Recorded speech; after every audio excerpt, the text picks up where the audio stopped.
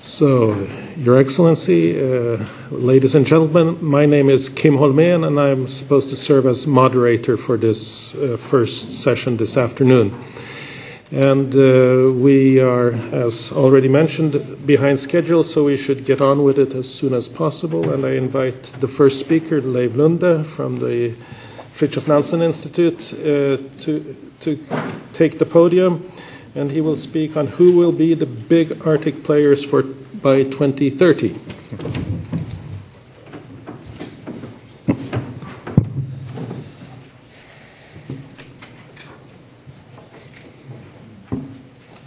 Let me see. Just finding the good, and then presentation mode. Well, hello again.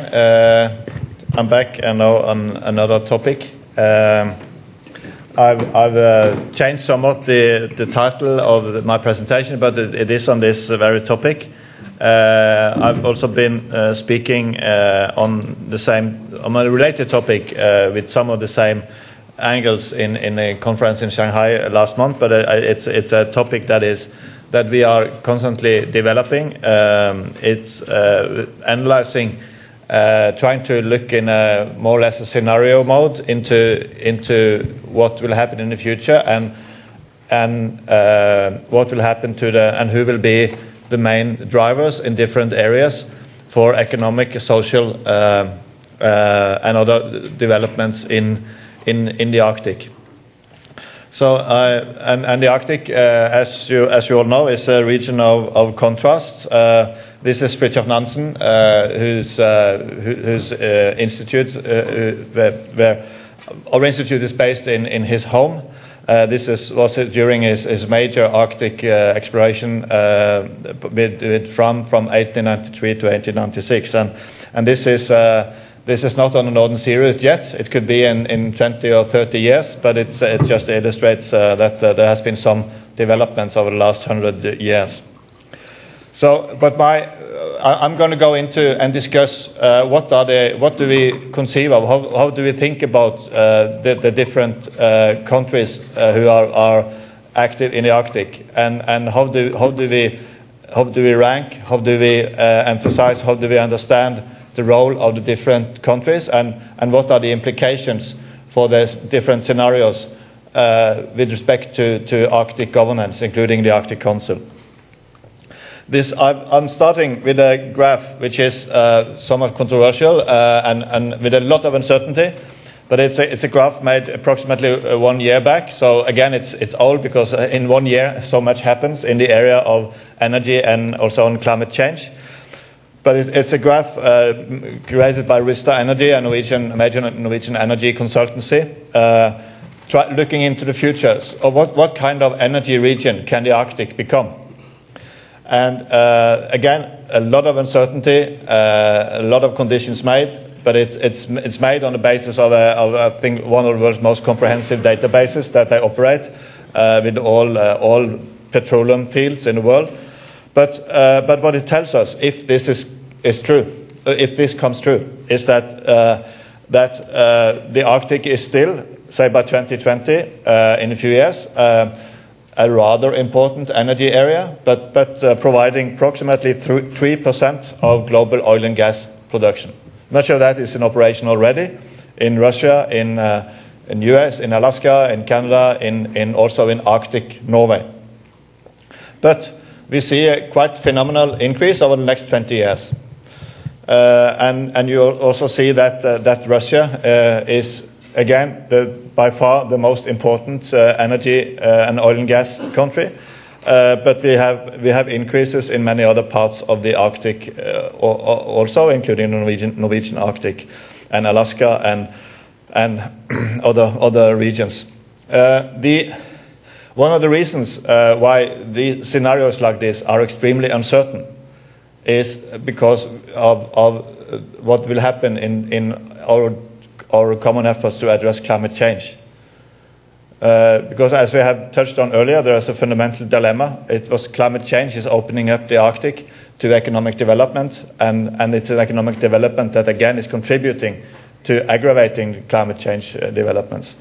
And what we see here is by 2035 and even by 2040, the Arctic may constitute 10% of global oil and gas production. Again, hugely uncertain, but if it holds true, the Arctic will develop in not a too distant future into a major energy region. An oil and gas and fossil fuel-based region, which is, of course, again, a matter of concern. But what is paradoxical also is that the climate change is opening up the Arctic for business, but climate change may also contribute to close down the Arctic for oil and gas developments. And just one example, a couple of weeks back in London, a report was launched by an organization called the Carbon Tracker on analyzing the financial incentives for the world's investors to invest in oil and gas. And they have been looking at the behavior of institutional investors over the last years, many of which, particularly in the US, becoming more and more skeptical to investing in oil and gas. And what they predict, the Carbon Tracker, which is of course motivated by very strong focus on addressing climate change, they claim that projects above $90, projects that need an oil price above $90 will not be economical in the future. So many people have picked up on this in the debate in Norway and saying that this means that the Arctic is not only problematic from an environmental point of view, but it's problematic also from a financial point of view.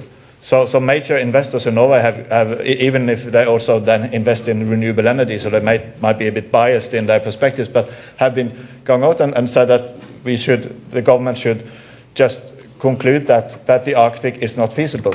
We should not invest billions and billions of dollars in based on scenarios like this, because Arctic projects can be threatened to become uneconomic. So again, this is a huge discussion. I just quoted as a rather new debate that is coming up. It's not only environmentalists, but also with some support in the financial community. So also you might have seen that the major Norwegian oil fund, or the Norwegian pension fund Global, which is above $800 billion US. There is now a study going on whether the government should require that the oil fund will not invest any longer in oil, gas and coal. I think the conclusion will be no, that they're going to continue to invest in oil, gas and coal, but it just illustrates the relevance of this debate. So again, it's a complex picture, a lot of paradoxes, but it still, I think, there is a probability. It's difficult to say how large that the Arctic will develop into such a major energy region, and I will. And then the next graph illustrates also the links between oil and gas and shipping and the Northern Sea Route. It's an illustration of the Yamal LNG field, where we also have a lot of Asian cooperation. I think there are 14 Korean vessels who have been contracted to transport LNG from Sabetta from the Yamal field, and the scenarios is that the LNG will go westwards in the winter and eastwards in the summer, or at least have the flexibility to do that. This also illustrates the links between shipping and oil and gas developments, some of the key economic activities that are likely to increase in the Arctic. And this is again illustrating the attractiveness of the Northern Sea Route. But then to the main topic of my presentation, I've been discussing with many people and trying to, and I'm also very curious to get feedback on this, on how do we conceive of what is an important Arctic country, what is an important country in the future, in 2030, who will be the most important countries, and when we think about importance, what do we really think about? So I've tried it. It's a very speculative business. It's also a kind of probably a rather conventionally and also sort of technology optimistic picture with quite some 30% focus on the level of economic activity and investment by a given country. But when I add up these different indicators for the different countries, I get the following ranking, which I think will be a bit provoking to many of you. But it's from the top and downwards, and I've added now 14 countries in order also to include all the Nordic countries, and there's some sort of joking in the comments, but I'll try just in one line to indicate some of the forces that will be at play. So very briefly, based on the indicators, very roughly and speculatively. So this is going to be done more comprehensively and more solidly with also empirical research. But I state that Russia, in almost any Arctic scenario, Russia will be the most important country. And if we go back, one could go through the different indicators here, and it's quite clear and controversial that Russia is on the top. Norway, of course, is a bit strange for me as a Norwegian also to putting Norway that higher. But again, if you look at both the level of economic activity investment and some of the other indicators, mean that Norway will be feature highly. Just one example already, Norway has a world-leading, very large oil service industry. Already, many of the major oil service companies already in billions in investments in the Russian Arctic. So there are investments already from Norway in Norwegian companies operating in different, both in Alaska and in the Russian Arctic and in the Norwegian Arctic. So already Norway is a major investor. But again, also in the interest of time, I don't have the time to go through this in detail.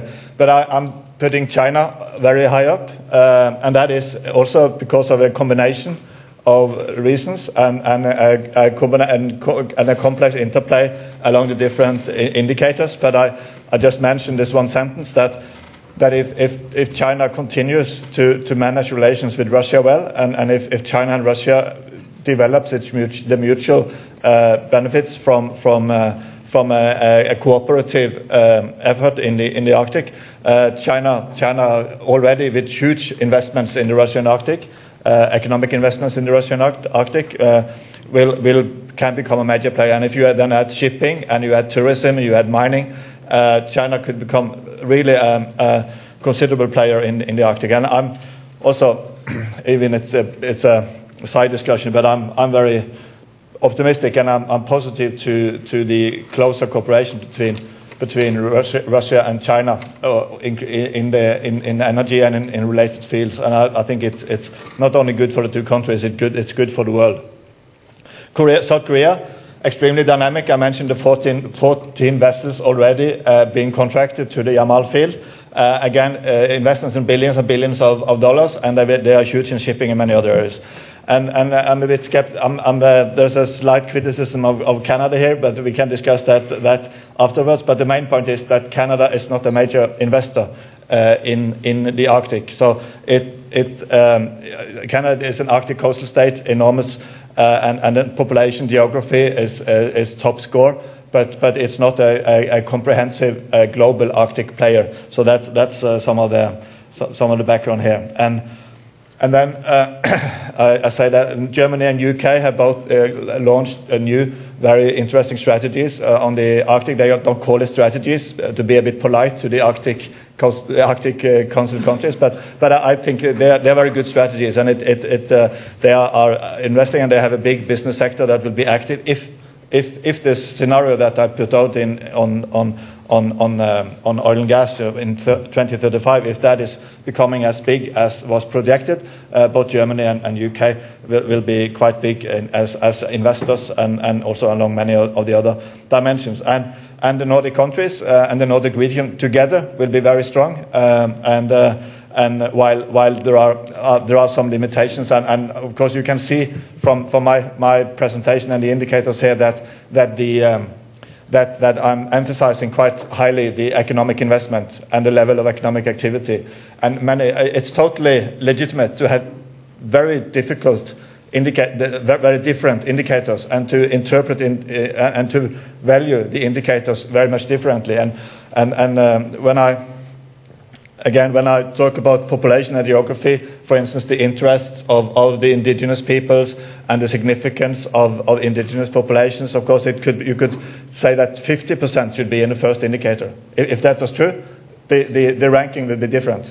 So again, this is just speculative. It's a effort to get the debate started. And then, just finally, 1 minute. I don't have the time to go into this, but there are some implications with regard to overall governance of the Arctic region. And I think having the major coastal states up in front with Russia and Norway, the Arctic nation states will still remain in power. It's unrealistic to think of a new sort of global regime for the Arctic. The nation state will be ruling, but governance must reflect realities, and particularly China, Korea, and Japan and the other Asian countries need to be involved and included, and in order to and a gradual integration of Asian nations is very important, because the problem owners should also become the problem solvers. If the Asian countries and also UK, Germany are becoming so active in an integrated Arctic economy, then also need to be part of the solution and need to have the ability to work together with the other countries in the Arctic countries in solving the problems. And then I think I'll stop there. I hope I have provoked somebody for debate, and I stop here in the interest of time. Thank you, Leiv.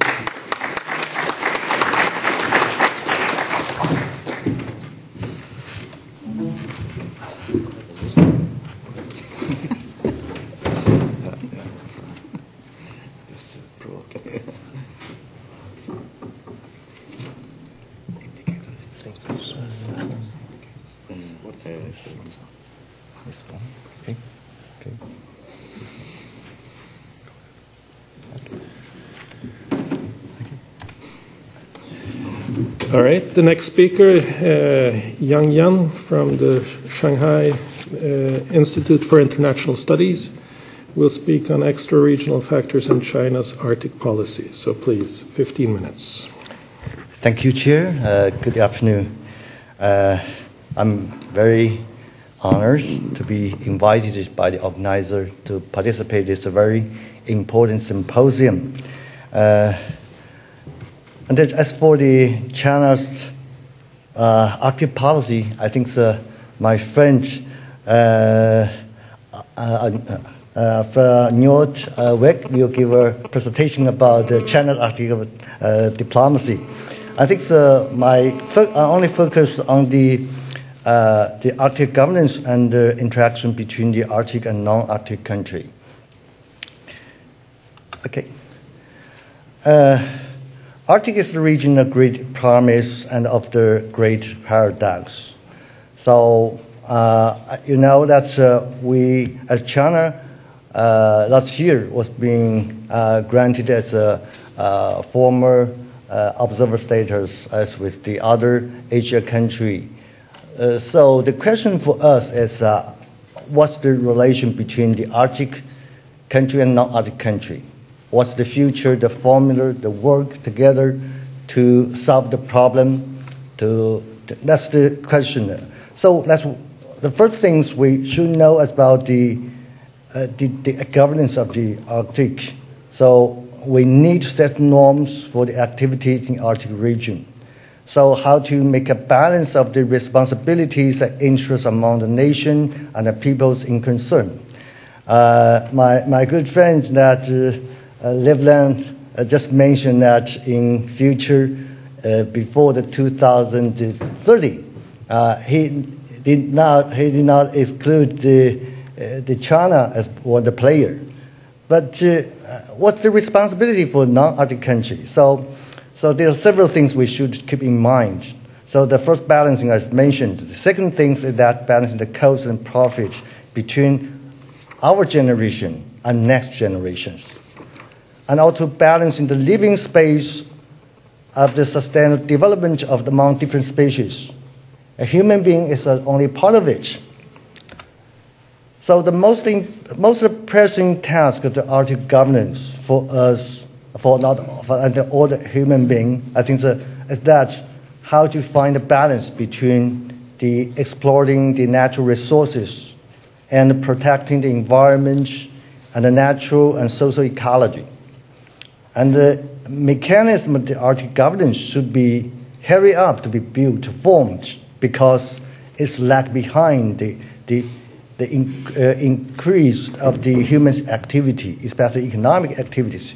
It needs to be accelerated.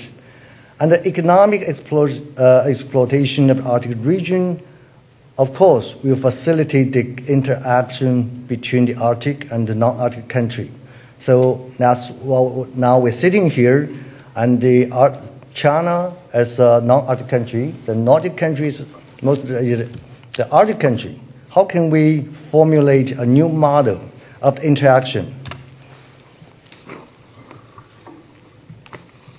So since the last year, so I think the action made by the ministerial meeting of the Arctic Council to granted the former observer status to the non-Arctic country. This action means to incorporate some new factor and to expand representation, and the AC gain high profile on the world. I think that's a good idea. Now, just like this morning, Director Yang Huigen mentioned, hey, he will build a polar park in China. Let more young people know about how polar issue is impact, influence on our planet. Planet is one system. So the Arctic country put the priority on the contradiction between the resources exploitation, environment, ecological protection. But it's unavoidable to face the contradiction between the interest of the Arctic country and the common interest of mankind, and to introduce new factors in order to come up with the more efficient governance mechanisms. I think the Arctic Circle was created as a platform by Iceland. It's a good idea. Take all the facts, information together. It's an equal footing here. I think it's a kind of the support to the another way to support the shortcomings of the AC. The performance of regional governance largely depends on ability and willing of each actor to contribute to public good. Not only the Arctic country can provide public good. If we take the climate change and the environment issue as a challenge, so this is a burden that we cannot bear by each of country. So that we work together. That's our meeting. We said it's a north meet east. So this kind of things that we should north and east, south and north, to work together to provide public good, to meet the challenge of it. The performance and the effectiveness of the international governance regime. So there's some criteria. The first is that whether it can access the information on the emerge and the evolution of the issue, such as the biodiversity and also the environment issue and the climate change, and acquire the knowledge and the skill to solve it. The second one is whether the regime can set up the mandatory the legal binding international norms. The third, that whether it's capable to coordinate and mobilize all kind of actors to provide public good in concern and be consistent with the value of the governance. And AC's role, the Arctic Council's role, is very unique. No one can replace it. So Arctic governance is multi-layers. So the need of the governance will not be fully met by regional public good alone. So the Arctic Council can serve as an independent part to come into the cooperation with the actual regional actor to address international issues. which can guarantee regional interest and cut down the cost caused by the actual regional actor in the most efficient way, and increase the will of the actual regional actor to provide public good. The Arctic governance, how many minutes? You have used 8. Okay, so the other things that's exclusive or inclusive for the Arctic governance. So for the efficiency of the governance policy, the more member states are there, the more difficult it is to reach regional agreements. So the longer it will take to negotiate on the platform of taking action. So I can understand why that's the AC have some rule of the exclusive. But also another thing is allocation of interest. Regional interest should be allocated with the region as exclusive as possible, and which can prevent external competitors. And third, and the capacity of the actual regional actor to provide public goods, and also the extent to which external actor will become the cost of the governance. Anyway, if the governance regime cannot effectively incorporate important factors, no matter it's outside or inside, internal or external, so the cost can be better controlled and efficiency will be low. So I guess split up.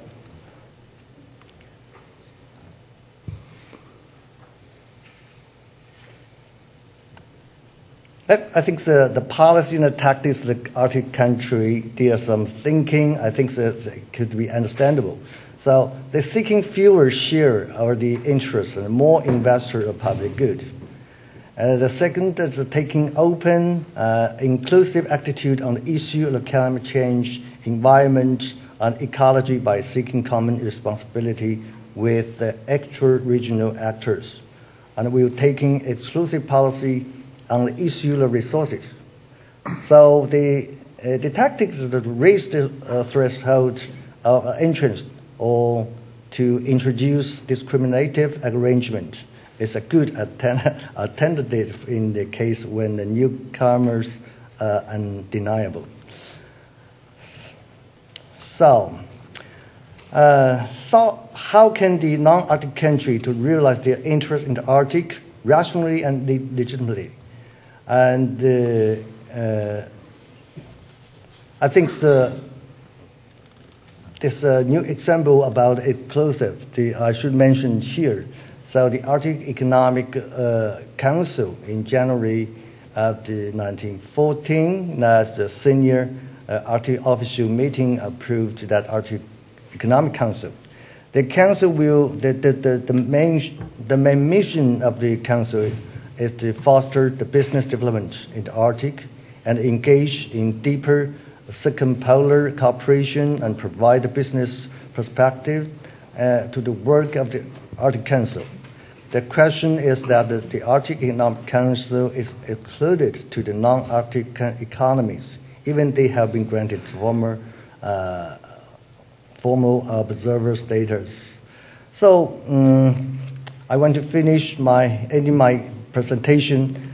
So as a non-Arctic country, that we really went to thinking in deep about who we are, the reality and the possibility. Yes, we are non-Arctic state.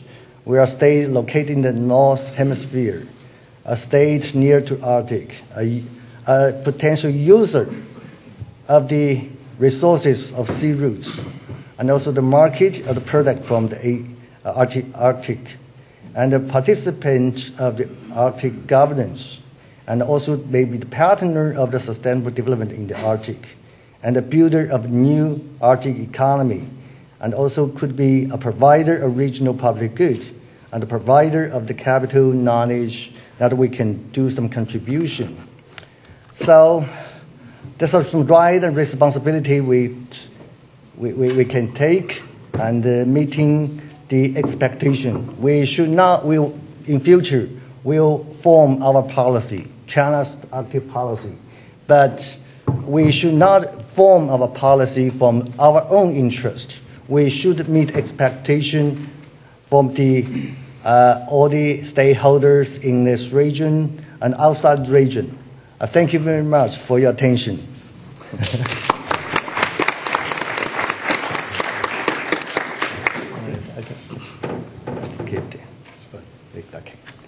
Thank you. All right, thank you. Thank you for keeping the time. Our next speaker will be Valur Ingimundarson from the University of Iceland on framing the national interest, the use of Arctic in Iceland's foreign and domestic policies. Thank you.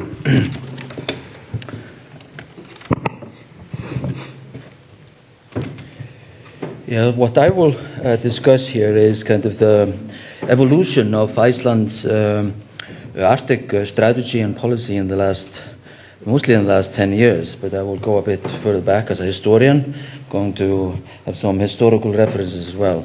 The elevation of the Arctic in global politics has moved the region from the margins to the center in Iceland's government policy.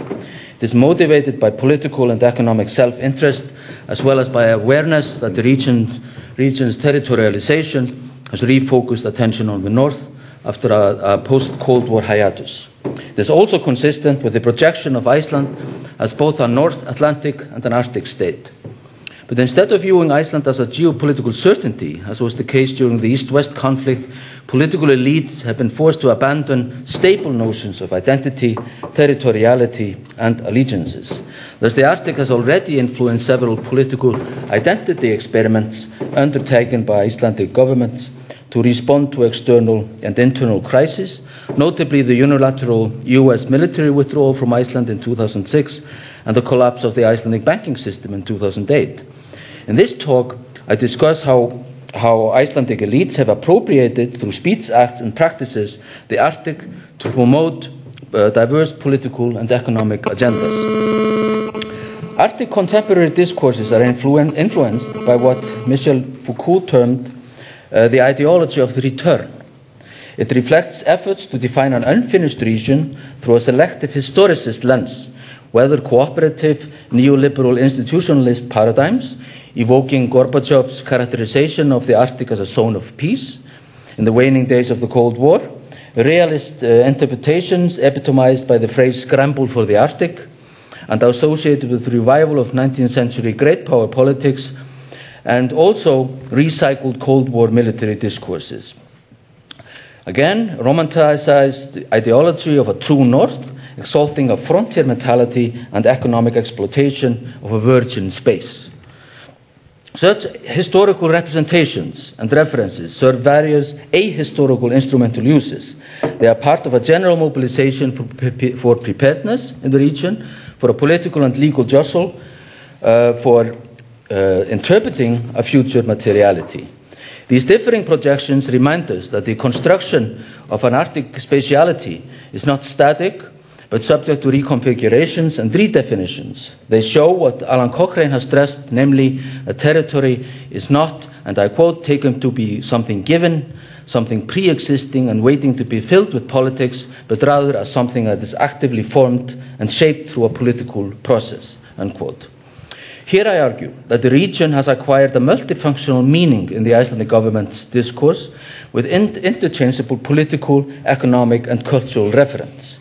This fleeting definition of the Arctic as incomplete has enabled politicians to use it as a flexible instrument for propagating, if I may play on and recast Foucault's idea, the ideology of the future return. Apart from seeing the Arctic as a source of prestige, associated with a membership in an elite club, the Arctic Council, they have adapted it to different interests based on political expediency, economic expectations, and cultural imagination. I show that the Arctic's future potential has been linked to a nationalistic narrative on a glorified Icelandic past that has been used to redraw attention to Iceland's strategic location after the end of a 55-year-old US military presence, that it functioned as a domestic displacement mechanism in the wake of the financial crisis and the collapse of the Icelandic banking system to offer forward-looking economic visions, and that it has been employed both to reinforce Iceland's traditional Western foreign policy orientation and to explore non-Western possibilities. The purpose is to put these Arctic narratives, their meanings, interactions, and projections within the context of Icelandic domestic and foreign policies. After the end of the Cold War, Icelandic elites did not immediately identify with an Arctic as a geopolitical entity. True, they had given it some attention when Iceland chaired the Arctic Council from 2002 to 2004, but given its limited mandate, it was seen as lacking clout. When the impact of climate changes on the Arctic first became known in the early 2000s, the government reacted by focusing on the opportunities it created, not the risks. It began assessing the prospects of opening of new Arctic sea lanes. It argued that due to Iceland's location, it was ideal for a transshipment port which could equally serve as a hub for sea transport across the North Atlantic and the Arctic Ocean passage. Yet while the Arctic was projected as a source of future riches, more stress was actually put on Iceland's territorial claim in the south, the Hatton Rockall area near the British Isles, in the hope of future exploitation of hydrocarbons. Iceland had not even become a party to the 1920 Svalbard Treaty until 1994, as part of an attempt to bolster its position in a dispute with Norway over fishing in the Barents Sea. When politicians looked north at that time, it was more to protect distant waters' fishing interests. And the importance of the Arctic in Iceland's foreign policy was dwarfed by the preoccupation during the first part of the 2000 decade of the millennium was with its troubled defense relationship with the United States in a radically different post-Cold War setting. It was only after the US departure that the government was forced to rethink its strategic options. It cemented its ties with NATO through air policing arrangements, negotiated bilateral security cooperation agreements with Norway, Denmark, Britain, and Canada. Despite the emphasis on Iceland's territoriality, no immediate attempt was made to tie its geopolitical position and security policy to the Arctic. But the Russian resumption of Cold War-style bomber flights, a practice that had been abandoned following the breakup of the Soviet Union, which included Iceland, provided a chance, and that was used by Icelandic politicians, to make a case for a Western military presence. A link was created between NATO air policing, Russian aviation, and Arctic geopolitics. Consistent with Cold War norms, the Russian flights were monitored and intercepted by NATO fighter aircraft. The government also adopted a critical attitude to what became known as the scramble for the Arctic.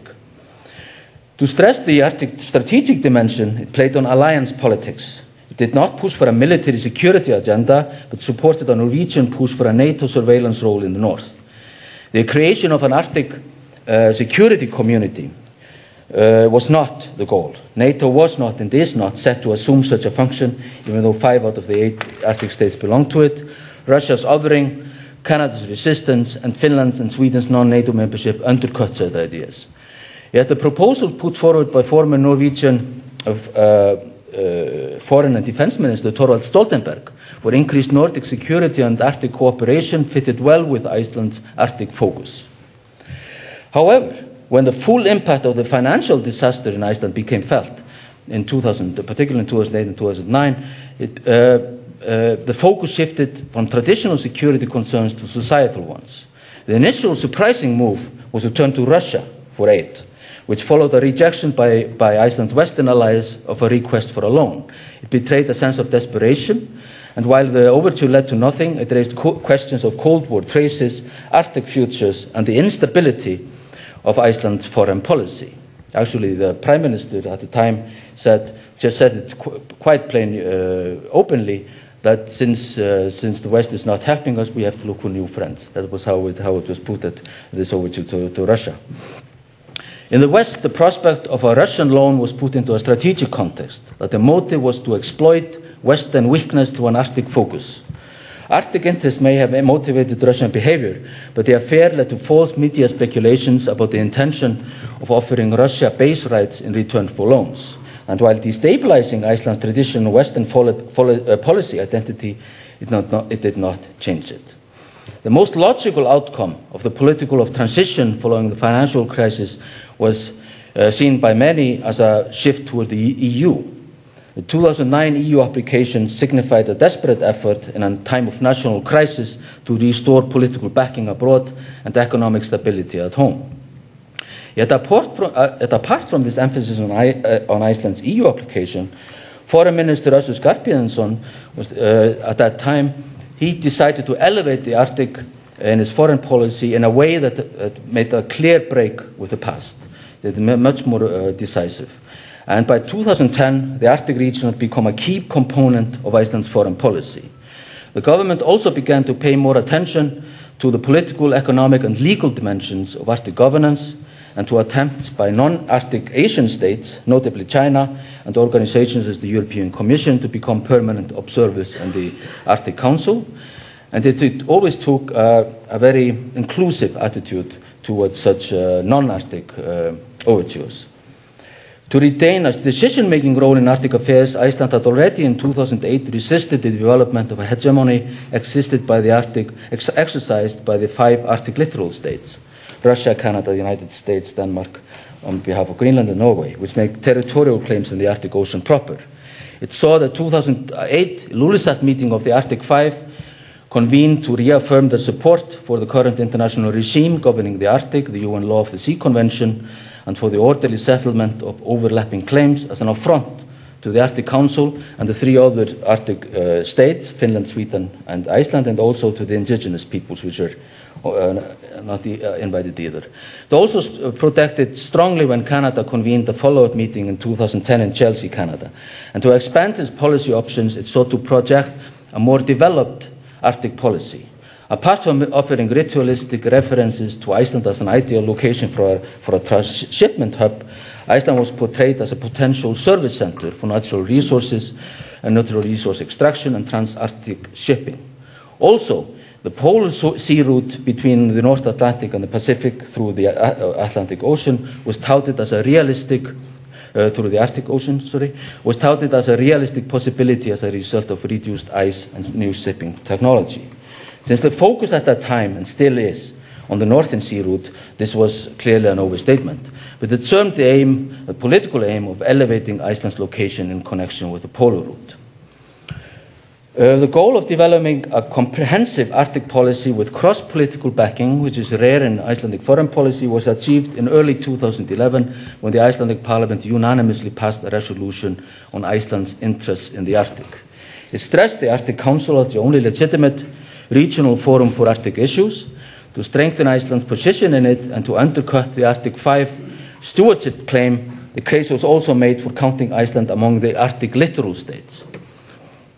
It meant a rejection of the narrow legal reading of the term coastal state, a definition based on the delimitation of the Arctic continental shelf according to UNCLOS, and on being restricted to the Arctic Ocean itself. It was argued that since the Icelandic Exclusive Economic Zone, EEZ, extended to the Arctic Greenland Sea, which has been defined either as being part of the Arctic Ocean or bordering it, Iceland could make a coastal state claim except when it came to the continental shelf itself. While the projection of Iceland as a coastal state had the function of naturalizing its Arctic ties, the argument was not used as domestic political intervention. The Arctic did not create nationalistic passions, even if it made the most of Iceland's special place within the region. Iceland's Arctic policy corresponded with Michael's Billig notion of banal nationalism, where the flag remains unwaved and everyday routine and practices serve as reproducing mechanisms. The Arctic has, in fact, never occupied an exalted place in the political and cultural imagination. True, when Icelandic officials began to popularize the Arctic and its potential in the mid-2000s, they resorted to a celebratory frontier narrative, linking a glorious past with a promising future. Romanticized historical accounts of navigation were mixed with future possibilities offered by the shortening of transport routes between Asia, Europe, and North America. In the Middle Ages, it was stated in one of the reports, the Norse Vikings, or the nomads of the sea, had cruised the North Atlantic in the long ships seeking fame and fortune, and established settlements in new and unheard of lands far to the north. From Iceland, they had launched expeditions further into the unknown and settled down for a period of time in Greenland and on the continent of North America. Now, when the old dream of establishing new routes were coming true, Iceland was again poised to play a central role. Unsurprisingly, such inflated accounts were shelved after the banking collapse. Metaphors about modern-day Viking territorial conquerors had become unusable after being used to advertise the disastrous Icelandic banking expansion abroad. Traditionally, Icelandic nationalism has centered on Western identity formation and on dispelling any notions of national backwardness. This has not prevented Icelandic political elites to use anti-Western rhetoric based on third-world nationalism to further what they see as national interests, such as the extension of Iceland's fishery limits in the past, in the late 1950s and 70s. Such arguments proved effective during the Cold Wars against the British, even if Iceland did not identify in a material sense with the developing world. But what made them rhetorically usable was that fishing provided the backbone of the Icelandic economy and that Britain was a former colonial power. A materialist approach, the projection of Iceland as a Western developed country, has always taken precedence over territorial aspirations in the Arctic or over the display of cultural affinity with Arctic communities. Therefore, the banking collapse was very hard to accept by Icelandic elites, for it destabilized prevalent identities and self-perceptions.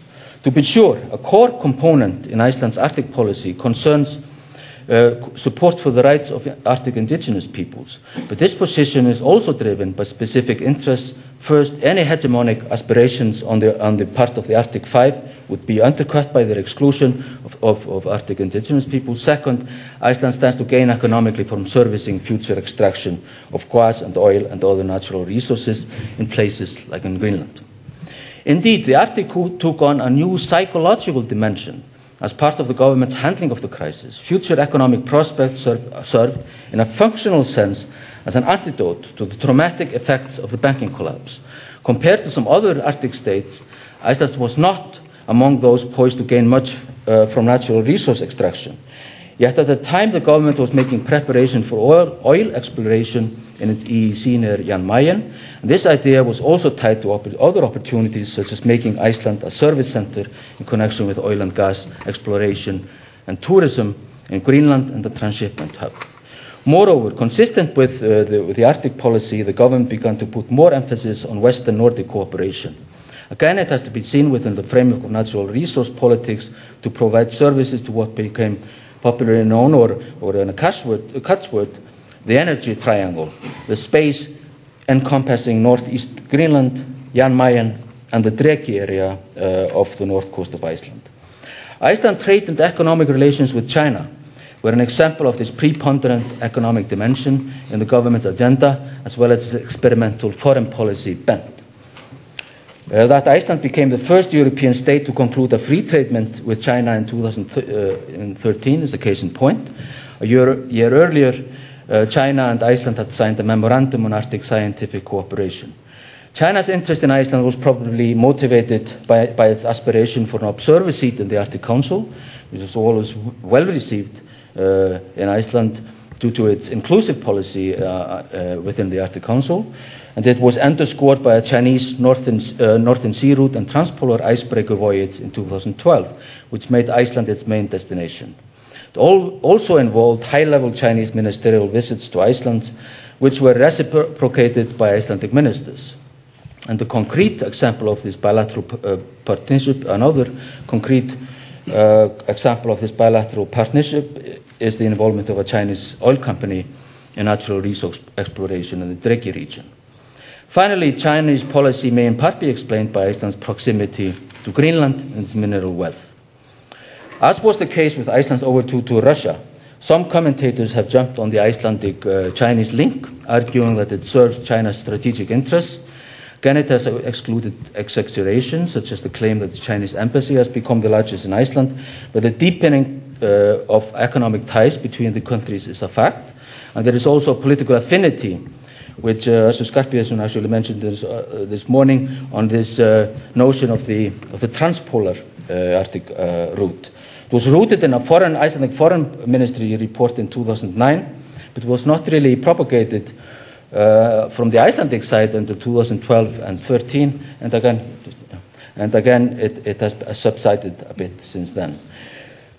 But through such bilateral relations and multilateral involvement as an observer in the Arctic Council, China is influencing Arctic regional identities and social economic and social relationship, and political practices.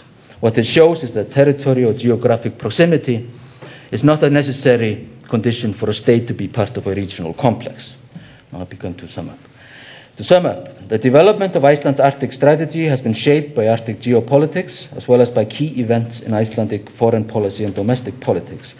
The first steps toward making the Arctic a core issue in Icelandic foreign policy were taken after the departure of the US military forces from Iceland, but the goal was not reached until the Arctic Parliamentary Resolution was passed. And that was Foreign Minister Skarphéðinsson that was instrumental in doing so through various speech acts. The prioritization of the Arctic also reflected the domestic political consensus. While foreign policy experiments, the encounter with Russia and China, have not led to changes in Icelandic structural reliance on Europe and the United States. They were based on its geographic position and rooted in Arctic geopolitics. The current tension between the West and Russia over Ukraine has reinforced Iceland's Western orientation. But there is still a willingness to not let the crisis spill over into Arctic cooperation, but it already has had an effect with boycotts of Arctic meetings. So it's too early to tell whether it's going to be a lasting impact. I've argued here that to compensate for the loss of Iceland's Cold War strategic value and to offer a forward-looking vision after the financial crisis, Icelandic policymakers have seized on the Arctic to make the case for a renewed geopolitical and economic relevance. There has been an awareness that oil and gas extraction and transport do not only offer economic opportunities, but also environmental hazards. But the material dimension has been preponderant in the government's discourse, even if a counter-environmental discourse will clearly and is going to definitely develop. The Arctic displacement function took on the character of offering utopian alternatives, prospects of economic relief within an unspecified time frame, or facilitating new foreign policy accents in responding to setbacks, such as the US departure, the troubled EU application, and the financial crisis. The evolution of the Arctic from a marginal to a central one in Icelandic government's policy was slow and overshadowed by tumultuous events. Yet its prioritization remains firm, and what makes the Arctic politically attractive is the region's impermanence or incompleteness. By juggling political, economic, and cultural factors, governing elites have been able to construct Arctic narratives that are still so distant that they have neither been subjected to political scrutiny nor accountability. The Arctic is, in short, a dream world for politicians seeking to promote a region based on the ideology of the future return. The cost-benefit analysis will be left to a future political generation. Thank you.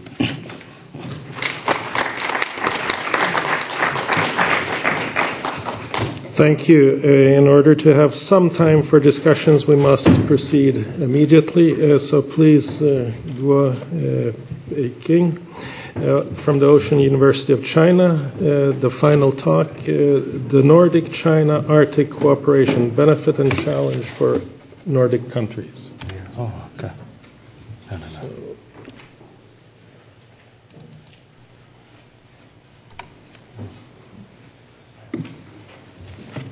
Okay, thank you, Chair. Dear colleagues, dear friends, I would continue the geopolitics in the northern region. And this outline, firstly, I would like to analyze the characteristics of geopolitics in the northern region and what is happened currently. Then I will show the situation China is increasing her interest and participation in the Arctic. And third, we will give more and challenge our cooperation might bring to the Arctic states. And last is my suggestion and conclusion. First, I think if we recall history, we can find two common historical laws. The one is there is never a lack of big powers in the Nordic region since the Great Voyage. As we know, in 16th and 17th centuries, the France, UK, and Dutchland, they have had a competition for the exploring new route to the east. And actually, the Svalbard Treaty, and then in the First World War, we can say the UK and the France and Germany have some competition on the controlling of the North Atlantic. Actually, the Svalbard Treaty is the result of the compromise between the UK, France, and the United States. In the World War II, actually, as we all know, and the Nazi Germany has seriously fought against the Allied forces to control against the Allied shipping crossing the Arctic Passage. And this passage is very important and key to supply the Soviet during the war. And in the Cold War, and either Soviet and our US and their allies regarded the Nordic region as a strategic region. And so, this region are deployed the thickly sea-based deterrence weapons, ranging from the strategic bombers and the nuclear submarine and an earlier warning system located comprehensively in the Nordic regions. And in the post-World War, even Russia and NATO decreased significantly their military activity in the degree and range of our military activity, but they remain military presence in Arctic. And the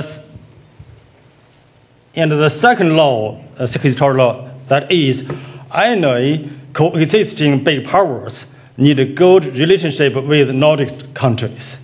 But when one single power took a dominant rule, usually speaking, Nordic countries' interests usually not being protected well as big powers coexisting.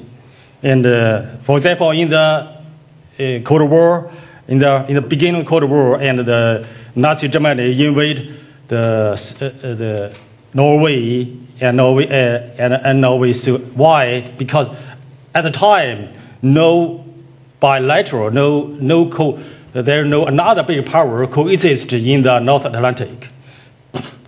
Another example, that's the Cold War. As we know, from in 1950s to the 1960s, and the Iceland defeated UK 3 times, greatly, surely, of course, we never suspected that Icelandic people, their willpower and determination to win this so-called Cold War. But it's no doubt less that the membership of the NATO is good to continue the UK's strong position in this area. And as we know, the economic development, that is so-called big boom, happened in the northern region. And in the 1950s and to 1980s, it happened that the Nordic region is the amphitheater between the two military blocks. What happened currently in this region? First is the U.S. power and influence is shrinking. It's shrinking and retreating. Why? And one reason is the financial crisis. Then is U.S. power and energy or resources is moving to the West Pacific. It's called the return to the Asia Pacific to meet the Chinese rising. And one indicator to measure one nation's the Arctic power maybe is the ice breaking capability. As we know, currently up till now, Russia has 34 icebreakers, including nuclear breakers, and Finland and Sweden has 6 each. And only one icebreaker, Haley, is called Haley, is still in commission of the United States. And then what is happening, that is EU EU is participating actively in Nordic Arctic. Firstly, because the three member states of Nordic, the 3 states of Nordic countries, they have been the member, and Denmark and Iceland, Norway and Denmark, they has access to the common market of the EU. And the EU issued is the very important strategic documents in 2008 and 2012, and confirm and identify the Nordic region is not only from the historical, economic, and geographic perspective, but also as an importer of natural resources and through its wider concerns of responsibility of the global environment. So the Nordic region is attached importance in the strategic viewpoint of the EU. And especially 2011, we saw the High Representative of the EU, Ashton, visited the 3 countries that demonstrate EU's pay much attention on the Nordic region. Then the third is NATO. NATO is increasing its presence and collaboration with the Nordic states. This forum shows the EU's position. NATO, the Arctic, the Nordic region's states, their position and attitude to the EU's participation and presence in the North Atlantic. We look at this column. And the 5 countries, their attitude to the NATO is positive. Most of them are positive. And the 3 countries and maybe 2 countries are support EU's evolving Arctic affairs. And another 2 is not opposite. And Sweden is welcome the EU's presence in the North Atlantic. And the 5 of them unanimously almost strengthen their military capability building. And only 1 country, that is Sweden, is remaining still. Sorry, I have inverted this. The name of this of the Nordic states is not in particular order. And let's look at this column. And the 5 Nordic states, they share the same attitudes to the multilateral cooperation in Arctic security.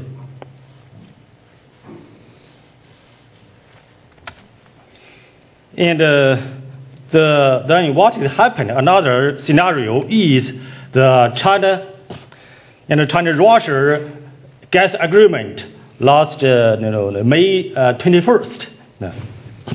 It is reported that big countries has agreed to deliver the 38 billion cubics in the next cubic gas in the next 30 years through the Eastern lines, and also they will in the not near future they will transport another 30 billion cubic gases to China via West lines.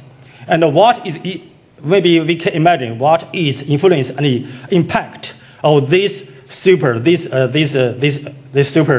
the biggest in the history gas agreement on the Nordic countries. I think no region, no country is exceptional from this agreement. So it is worth researching further. 5 minutes. Okay. Then the second is what benefits for the both sides. First, maybe from 2 sides, if no benefits, I think there is no benefits without cooperation, no cooperation without benefits. So first, we can think about what benefits can Nordic states gain from this cooperation. First is more chances lies in the free trade. As we know, next July 1st, and the China-Iceland free trade agreement will be put into effect. So we can maybe it can create more trade chances for all parties involved. Maybe and more Chinese tourism and investment will swarm to the Iceland and the Nordic countries. On the other hand, besides of the trade making money, what they can benefit in addition, I think we can categorize it as the strategic or political interest. As we know this word. I think the cooperation in Nordic China is providing this labor and the fulcrum. So as we know, Singapore is a very, very tiny country. Its territorial size cannot match anyone of the Nordic countries. But we have to acknowledge that its international status is higher, is beyond much its territorial size. Why? Because the Singapore take very smart policy and have good relationship with the United States, profit much from both sides, and instead of the take one side. So it's very smart. So smart policy is helpful to improve, to add your national power. What China can benefit from that? So China is not altruism. Also, China must considering the national own national interest. First is about resources. And oil and gas and fish is demanded, and also the high technology, including the ice-breaking building and the electronic building, can contribute to the China modernization. And also shipping route is a very popular idea, so I skip it over. So this cooperation is, I think, is no side effect. It will go smoothly? No, I don't think so. 1 minute left. First is the pressure from the U.S. As we know, U.S. regards the Arctic as its backyard. So U.S. dislike Chinese presence in the North Atlantic.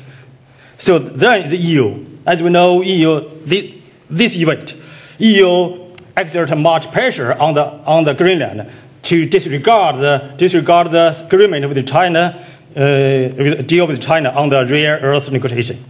Then demonstration, that's the misception of the common people, largely hyped by media, and the people think, oh, we introduce China into the region, maybe it's as if we trust one world to watch our ship. So that is sorry, 1 minute. 1 minute, okay. Maybe my suggestion is respect each other. China must respect the Nordic states' national interest, concern, and value, and demonstrate the China don't seek special interest. Never think of the military or security interest. Do not thought of forcing Nordic states to take a stand between the big powers. And also, I think maybe we need more exchange between both sides to learn each other, know why the peaceful development is the best choice for China, and Chinese value is China value the peace and mild and thanksgiving, and there's no blood invasion in Chinese culture. Okay, thank you. The last question is last conclusion. Okay. Thank you.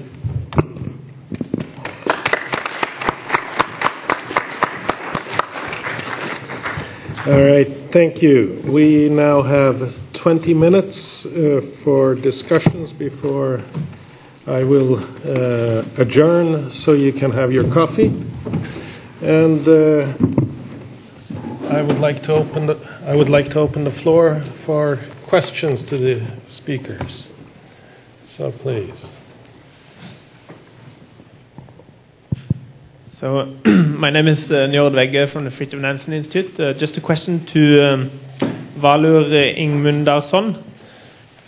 So could you say something about how the domestic atmosphere, like the Icelanders in general, view the Chinese engagement on Iceland? And I'm sure there's different opinions on that. It would be interesting to hear something from the domestic debate.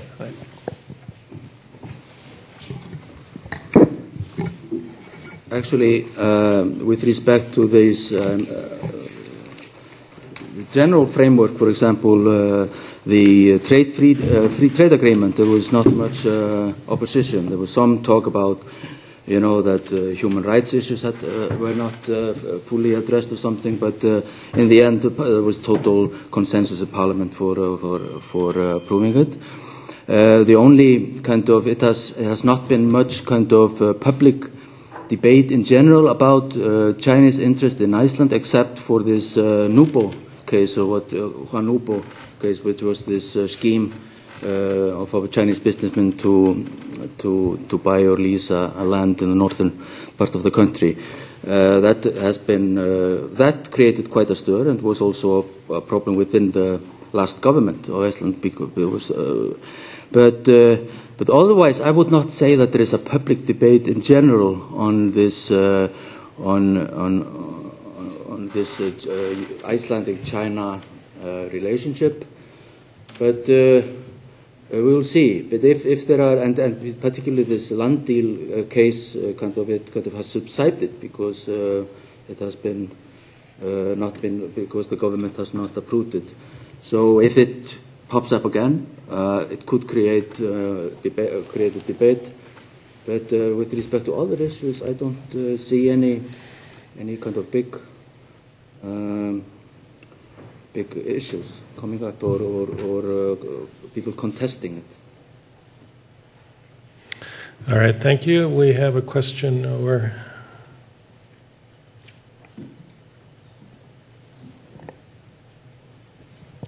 Thank you. I'm Uffe Jacobsen, University of Copenhagen.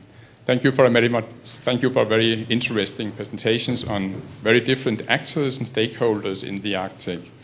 What I would like to ask about is how you see the Arctic Council as an instrument for policy making of these very different stakeholders. If we look at the states, at the state level, we have the member states that are very different according to size and influence in geopolitics. We have non-Arctic participants, also very different. China as a rising power. And the Arctic Council is an intergovernmental cooperation, meaning that there needs to be consensus. And even if you can't obtain consensus, you have always the Arctic 5, as Valur mentioned. But even the Arctic 5 are 3 big states and 2 small ones like Denmark and Norway.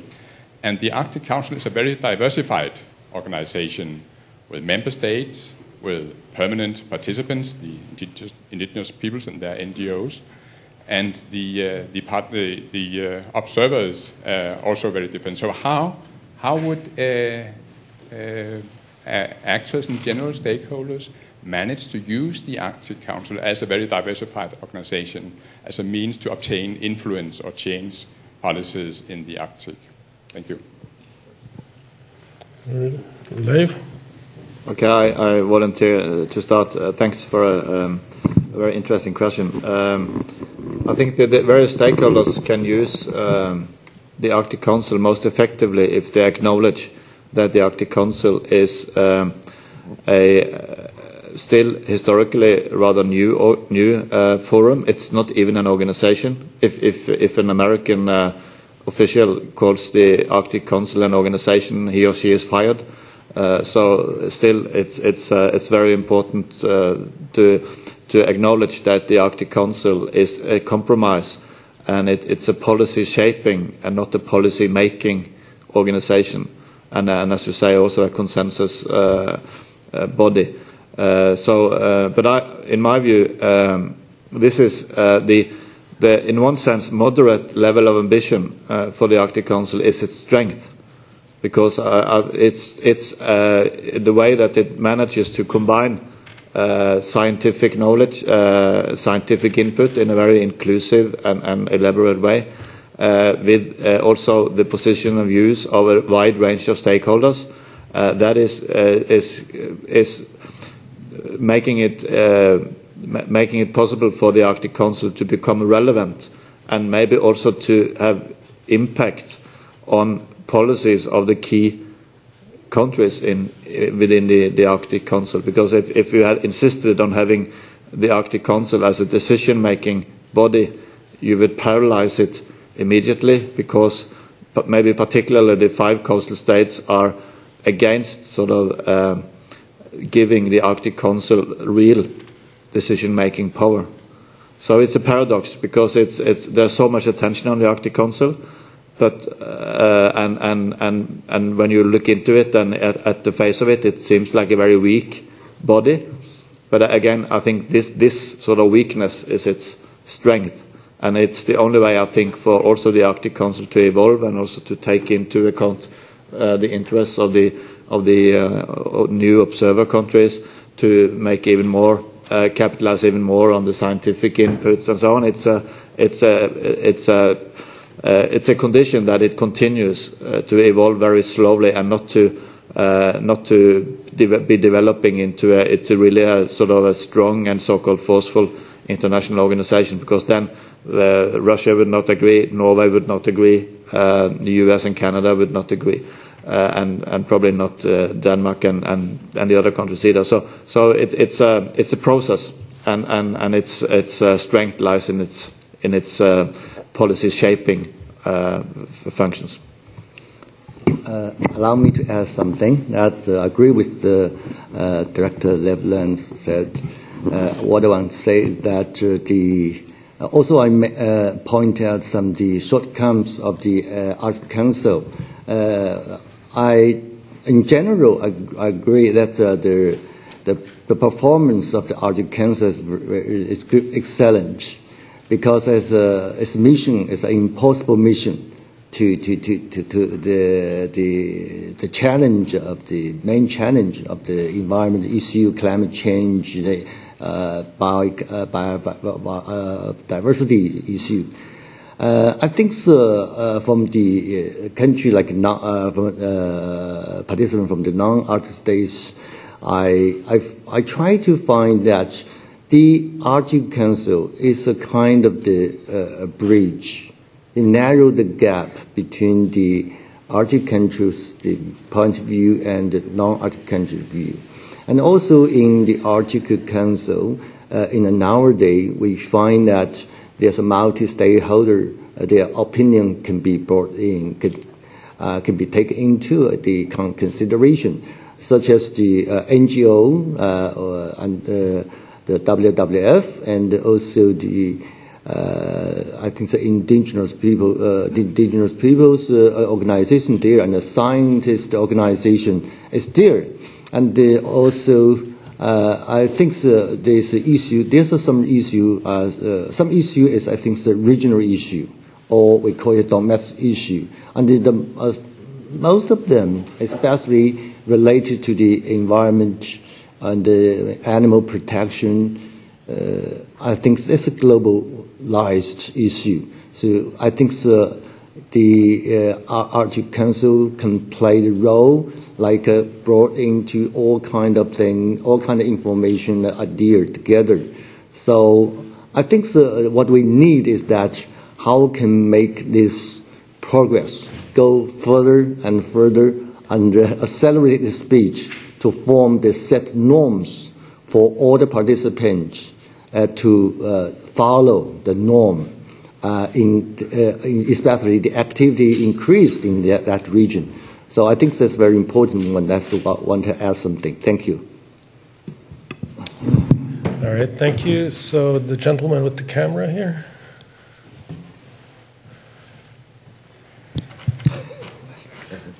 Here. Second row. Thank you. I have a question for Professor Yang Jian, and you mentioned the Arctic Economic Council and how you perceive or the prospects or the feasibility of the Arctic Economic Council, if it is of exclusive nature, or whether there's a need for it, because we know that economic activities is more driven by markets, and currently there is the universal framework of a World Trade Agreement, and the economic activity can be also conducted in bilateral approaches, for example, by one Arctic state and another non-Arctic states. Thank you. Thank you for your question. I think for the Arctic states, their policy to non-Arctic states is, make it short, inform and engage. That the other important stakeholder can be informed, know what happens here, know what is kind of criteria should be, and then engage them, their behavior to be engaged in this, that. I think for the non-Arctic states, yes, okay, we should be informed, well informed, and then we be, maybe for China, be active, engaged in. So I think so according to the manual of the the observer, their work is to observe the process of the Arctic Council. I think the Arctic Economic Council is a part of the Arctic Council, their work. But if that process cannot be let non-Arctic states informed, what's the consequences? You know, the activity, economic activity can be taken, such as the fishing and the shipping, and also the offshore oil and gas exploited. Those are many non-Arctic states, the outside, such as the oil company from UK, oil company from Korea, have already in that. So if there's a criteria set, so what the non-Arctic states now are the enterprises from the outside now. And another thing is that, you know, we exploiting some resources. We need sophisticated technology. We need technology not only had the highly production, but also the sophisticated technology can protect environment and biology. So maybe not only the Arctic states, the enterprises belong to Arctic states can develop this kind of technology. The outside maybe they have the potential to create some this technology. All the positive elements should be taken into it.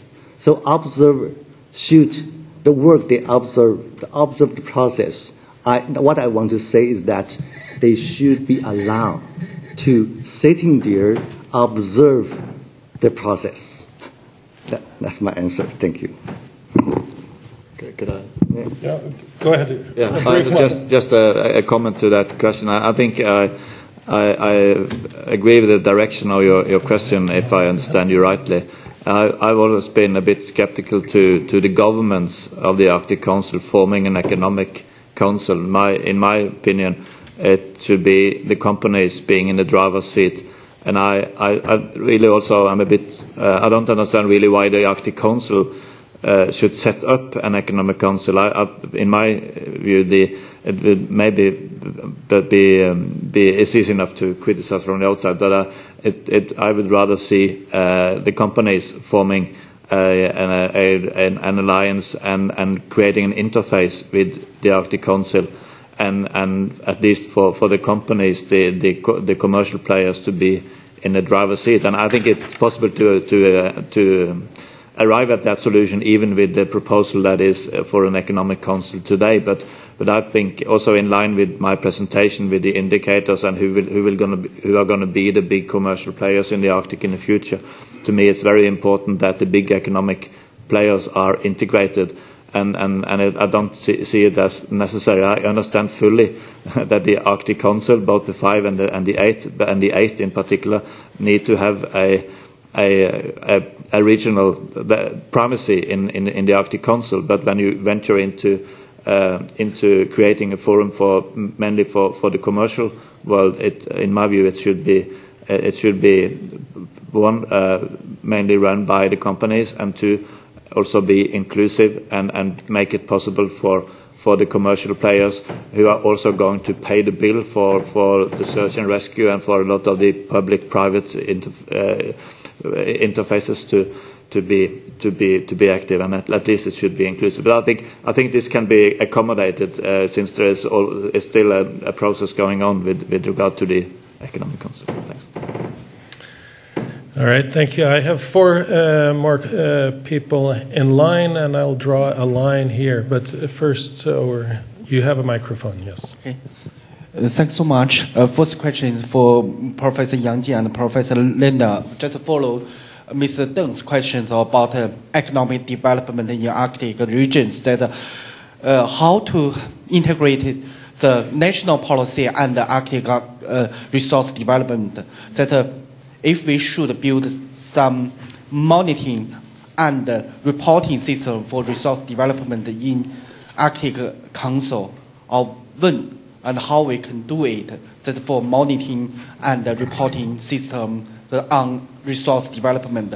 The second question is for Professor Yang Jian. It's about global governance, Arctic governance. So currently, many people said that the regional governance looks much easier to get achievement than global governance.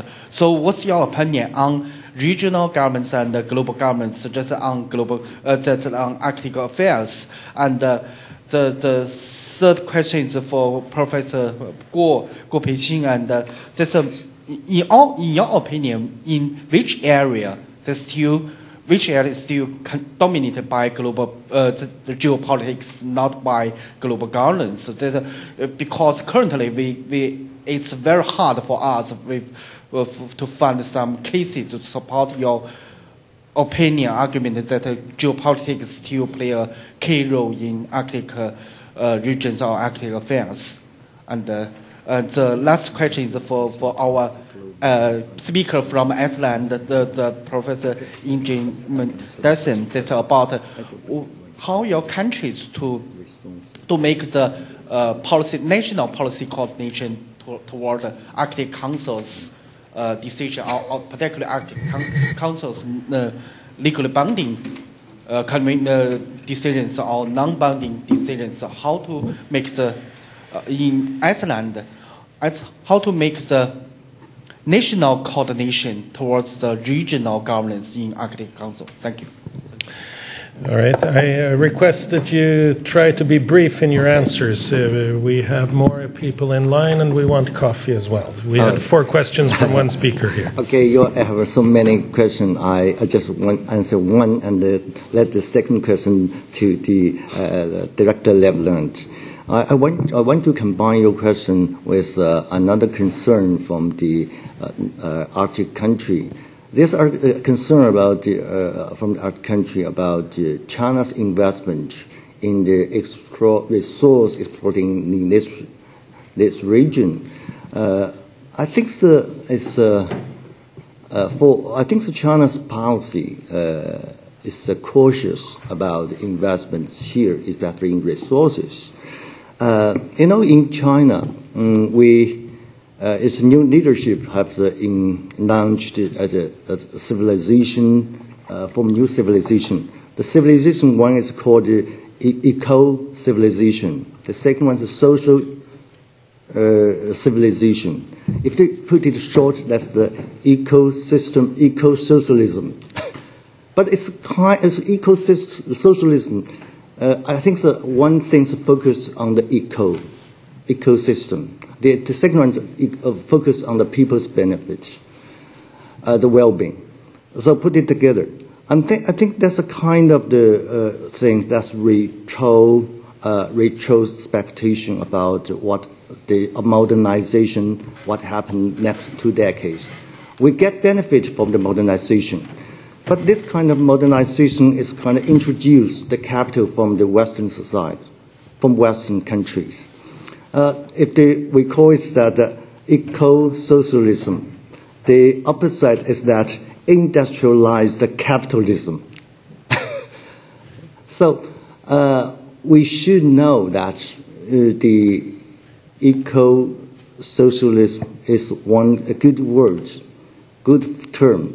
But the industrialized capitalism destroy our tradition, knowledge, philosophy about we learn from nature. We live harmonious with nature. So I think this that's one way for our Chinese, not only for the Chinese scholar, but also for the Chinese businessmen. If they come to Arctic country, Arctic region, to do some business, the eco and the social, the people's, is very important one. So it's a kind of best practice in this region to protect environment, ecosystem, and at the same time, we know that the Iceland, Norway, and other Arctic country, they have their economic plan for the future. And also there's also opportunity for Arctic country and non-Arctic country to cooperate in this field. So the eco-socialism is kind of this thing, I think it's a word we should keep in mind, that how can we make this a balance of it, protection, environment, ecosystem, and so at the same time make some progress. I think the progress is not like 2 decades the high-speed progress in economy. I think it's a set limitation. So I think that's the way governance in this region and non-Arctic country can participate and learn from it. Thank you. Okay, very briefly on the interface between national governments and reporting and other sort of rural developments in the Arctic Council. I think there is should be no conflict, because if there are mechanisms and rules developed by the Arctic Council that are not in the interest of Russia, Norway, and Canada and others, they are useless because they won't be adhered to. It is a national government that rules. It's the law of the sea that is the basic sort of policy infrastructure, and the Arctic countries will only abide by new rules developed by the Arctic Council if they see that it is in their enlightened self-interest. So I think that it's important not to construct a kind of a conflict that's not necessarily existing. But of course, it's an issue, and it's legitimate to discuss all kinds of new rules. But you have all the time to be sure that the Arctic Council is again a policy shaping and not a policy making organization. Okay. Well, thanks. Show me this previous opportunity. And what will be the topic or hotspot of the geopolitics in the Nordic regions? And firstly, I think we must clarify the content and concept of the geopolitics. Geopolitics is amounts to the geology plus the politics. I think personally, its geopolitics not implies the conflicts or war or even some disputes on the national interest, including the country shelf, but also the cooperation. I think maybe the cooperation will be the next, the topic and the main theme in all the geopolitics in the Nordic regions. And I think the Nordic regions, they have the much advantages to bridge the West and East, and so I think the international cooperation not imply only the regional cooperation, but also the cooperation between the Nordic region and Nordic states and the Russia or other major Arctic powers and as well as the between the Arctic states and the non-Arctic states. Okay. As for the question about Iceland and its ties with the Arctic Council and the dichotomy between national and regional interests, I think, of course, Iceland has placed much emphasis on the Arctic Council. As a small state with limited capacities, it is obviously in its interest to promote such issues as search and rescue, which is done within the Arctic Council. It initiated by the Arctic Council, even if it was between Arctic states, and also oil spill prevention. So I think that all such kind of issues are seen as a positive thing, and also that the Icelandic government, which I think is wants to have these agreements more binding. Wants to, in a way, we can be a bit more creative when it comes to the Arctic Council, not only to revert to the 1996 Ottawa Declaration, which is, in my view, in many ways outdated. I mean, for example, the search and rescue deal. I mean, we are talking about security, soft security issues within the Arctic Council, even if there was absolutely no, there was a taboo on discussing military security. I think we can discuss it. Military security within the Arctic Council without making it an institutionally binding discussion.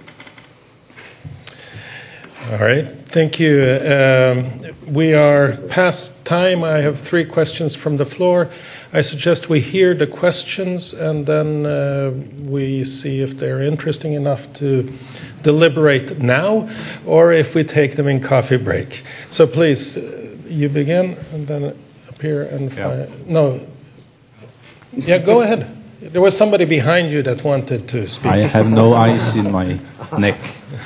My name is Geir Helgesen. I'm from the Nordic Institute of Asian Studies. It's a question to Dr. Yang. You mentioned the NGO and the role of the NGOs in this development in this Arctic region.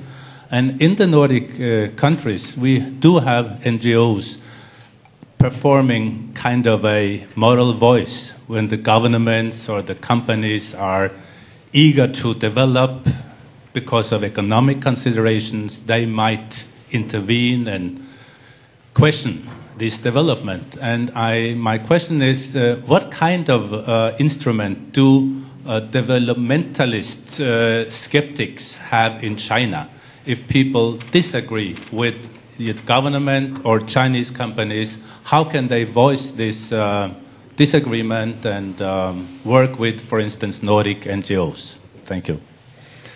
All right, but let's hear the other questions first. Please. Thank you. I am Thorsteinn Ingolfsson. I am the Icelandic senior Arctic official. I have a comment. We have been discussing the Arctic Economic Council, and I think I should set the record a bit straight. It was decided in Kiruna by ministers to facilitate the establishment of an Arctic, what was at that time called the Circumpolar Business Forum, which now is named Arctic Economic Council. That is actually what is being done under the leadership of the chair of Canada. I happen to be one of 3 co-chairs of the task force, and a colleague of mine, now ambassador of Russia to Reykjavik, was also a very active co-chair. But the fact is that the Arctic Economic Council will be independent. What we have been doing is facilitate the establishment. The ownership is with the private sector, and it is for the private sector to establish rules of engagement, including size, number of members, etc. Thank you. Thank you for that clarification. And the final question? Yes, Rasmus Bertelsen from Aalborg. I have a very quick question to Leiv Lunde. You talked about a business-oriented, a business-based Arctic Economic Council. My question is very simple.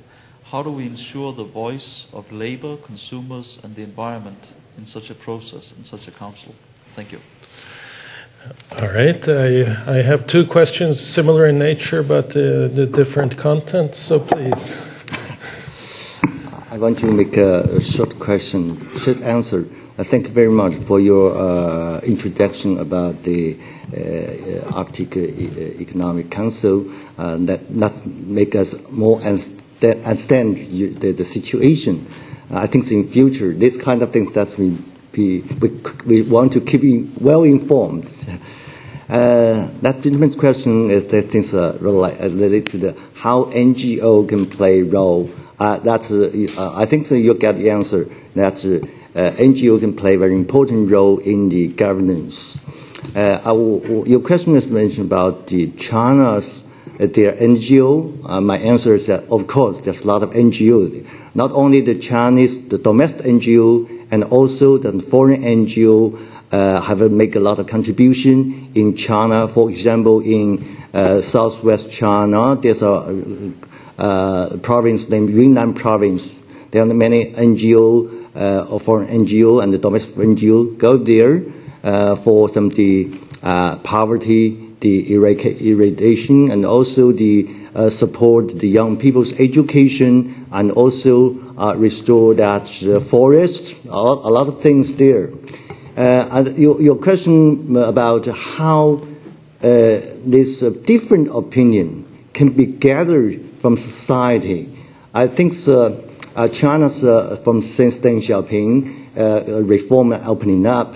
That's the opening up means not only opening up the outside, but opening up the society, so that more information can get. So there's some channel. There's many channels. I don't think the channel is enough. I think there's a space we can improve, get more channel that the people in different, especially after 3 decades development, that we got a different interest in different fields. 3 decades ago, the people at the same level have the same demanding, but now have a different one. How can we form new channel to let all opinion can be gathered and get the know by the policymaker to make the decision a right direction. I think your suggestion is very good. I think so. As a think tank, we will do our best to let these things happen in right direction. Thank you very much. Thank you, and Leiv? Yeah, just briefly, and thanks for the clarification. I think I was sort of exaggerating the government role in that council. It's a bit strange name for me, but as you also alluded to, maybe it's. But the important thing is that the governments facilitate, and that is also a response to your question on the role of and the interests of various interest groups who have legitimate also demands on companies in the Arctic. I think it's important to be pragmatic and not to formalize every kind of concern into one rather sort of supposed to be flexible new body. But definitely the concerns of environmentalists, of consumer groups should definitely be heard by such a new business-dominated or business sort of interest organization. But I think that can be done in many ways. Of course, this new body should be transparent, and I would think it's in the very much in the interest of the companies to have a very active dialogue with the groups that you mentioned. Because if there's one thing that the business organization, the businesses want with this new body, it is to enhance their license to operate, the social license to operate in the Arctic, which is under question by many of these groups. So I think it's in the company's self-interest to have a very effective dialogue with these groups. But I don't know if it's wise to institutionalize, formalize these questions, because then you are easily getting a quite rigid organization. So I'm in favor of transparency and accountability, and transparency and flexibility, and not developing two sort of complicated organizations. One sentence I want to add that there's a different NGO and a different behavior, such as the Peace Green and the I think that their actions different from the WWF. There's a non-violence direct action. I think that in different countries have a different cultural background. Maybe WWF would more welcome in China. For the peace growing made a little bit difference. But I think so they also make some contribution in another way.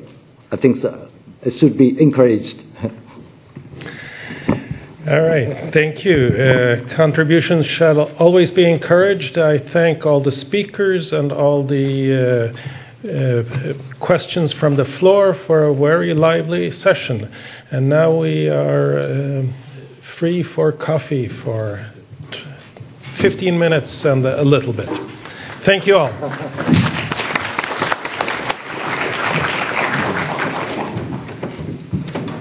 Yes. Good.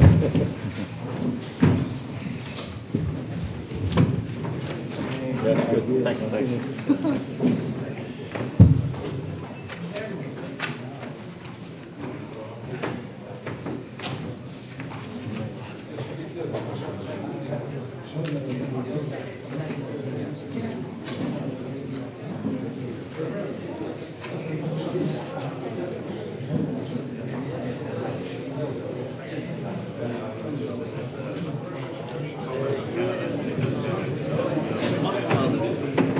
Ég vanur því að ég get séð bæði glæruna sem á tjaldið og glæruna sem kemur á eftir. Séð það hér líka. Ég séð bara glæruna sem á tjaldið. Ég að sjá bara glæruna sem á þar sem við setjum Já. Nei, ég gera það bara svo. Má ekki bjóða þér bara?